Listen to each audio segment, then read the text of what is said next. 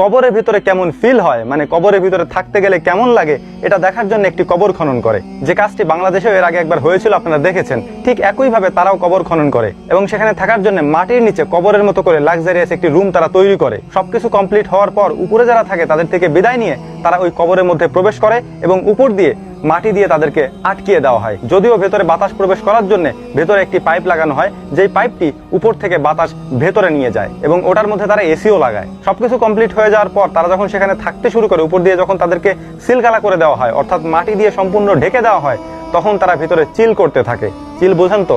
তারা সেখানে নাচতে থাকে, গান গাইতে থাকে, ফোন টিপতে থাকে এবং একটা সময় পর তারা বুঝতে পারে যে তাদের আর এখন করার মতো কিছু নাই। তারা বোরিং হতে শুরু করে। তারা বলতে থাকে যে আমরা এখন বের হইতে পারলে ভালো হইতো, বাইরে যেয়ে ঘুরতে পারলে ভালো হইতো, এটা তারা বলতে থাকে ভিডিওতে। ঠিক ওই সময় সেখানে প্রচন্ড পরিমাণে ঝড় শুরু হয়। অর্থাৎ তারা 24 ঘন্টা সেখানে থাকতে চেয়েছিল, 7 থেকে 6 ঘন্টা যাওয়ার পরই সেখানে প্রচন্ড পরিমাণে ঝড় এবং বৃষ্টি শুরু হয়। এই ভিডিওটি আমি বেশ কয়েকবার দেখার চেষ্টা করেছি যে এটি কি ফেক কিনা, অর্থাৎ ওদেরই নিজেদের তৈরি করা কিনা এই ঝড় বৃষ্টি। দেখলাম যে না, এটা ওদের তৈরি করা না, কারণ আমি অনেকবার দেখার চেষ্টা করেছি এবং আইডেন্টিফাই করার চেষ্টা করেছি এটা কি আসলেই ওদের তৈরি করা নাকি ন্যাচারালি আল্লাহ তাআলা প্রদত্ত যে ঝড় বৃষ্টি সেটি কিনা। সেটিই হয়েছিল এবং এত পরিমাণে ঝড় এবং বৃষ্টি হয়েছে যে জায়গাটাতে ওরা কবর খুঁড়েছিল, জায়গাটা একটু নিচু, যে কারণে পানিতে সে জায়গাটা ডুবে গিয়েছিল। আর ভেতর থেকে ওরা চিৎকার করতে থাকে এবং এরপরে ওদেরকে ওখান থেকে উদ্ধার করা হয়। এরপরে ওরা হসপিটালে ভর্তি করা হয়। বেশ একটা মানে ওদের এলাহি কাণ্ড আর কি এই ভিডিওতে। প্রায় 7 থেকে 8 মিনিটের একটি ভিডিও, যেটি দেখে আমার কাছে একটা জিনিস শুধু মনে হইলো যে আল্লাহ তাআলা তোমাকে কবরের মধ্যে কেমন রাখবে এটা তুমি কেমনে বুঝতে চাও? তুমি তো একজন হিন্দু মানুষ, অমুসলিম মানুষ, অন্য ধর্মের মানুষ। তুমি তোমার ধর্মে যেভাবে মানুষকে শেষ বিদায় দেওয়া হয় সেটি পরীক্ষা করে দেখতে পারতে। চিতার উপরে ওঠে শরীরের মধ্যে আগুন জ্বালিয়ে তারপর তুমি সেটি পরীক্ষা করে দেখতে পারতে। কেন অন্য ধর্মের ধর্মীয় অনুভূতিতে আঘাত করো ভাই?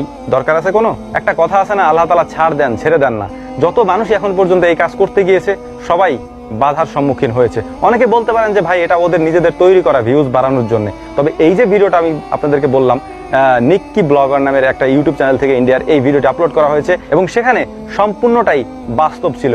অর্থাৎ ওরা ভেতরে যাওয়ার পরে বাহিরে যা ঘটেছে এবং যা হয়েছে তার সম্পূর্ণ, অর্থাৎ প্রাকৃতিকভাবে যে ঝড় বৃষ্টি হয়েছে তার সম্পূর্ণটাই আল্লাহ তাআলা প্রদত্ত এবং এটা ওদের জন্য এক ধরনের শিক্ষাও বলা যায়। আল্লাহ তাআলা মানুষকে কবরের মধ্যে কিভাবে রাখবেন এটা আমরা বলতে পারি না, আল্লাহ তাআলা ভালো জানেন। আলমে বারজাখের জীবন সম্পর্কে আল্লাহ তাআলা ভালো জানেন।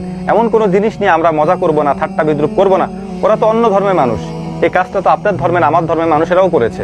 বাংলাদেশের বগুড়াতে এটা করেছে, আমরা এই বিষয়ে কথা বলেছিলাম, আপনারা দেখেছেন সেটা, যে তাদেরকে পরবর্তীতে পুলিশে ধরে নিয়ে গিয়েছিল। তো এই কাজগুলি যেন আমরা না করি। আল্লাহ তাআলার সাথে আপনি ধর্ম মানেন না, ইবাদত করতে পারতেছেন না, সেটা আলাদা বিষয়, কিন্তু আল্লাহ তাআলার কোনো বিধানকে, ইসলামের কোনো বিধানকে আপনি হেয় প্রতিপন্ন করবেন, তুচ্ছ তাচ্ছিল্য করবেন, এটার জন্য আপনাকে শাস্তি পাইতেই হবে। আজকে পান, কালকে পান, পরশু পান, পাবেনই। মৃত্যুর আগে এটা নিয়েই আপনার কবরে যাইতে হবে।